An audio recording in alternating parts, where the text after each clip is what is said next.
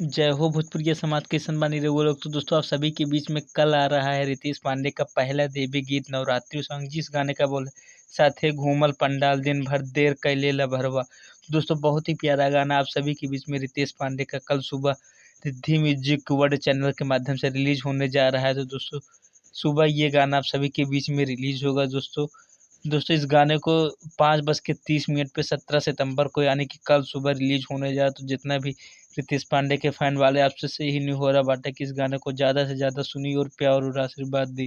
दोस्तों जी हाँ दोस्तों, रिद्धि म्यूजिक चैनल देखना ना भूलें। कल सुबह साथे घूमल पंडाल दिन भर देर कैले लभरो का बहुत ही आइडियो सॉन्ग।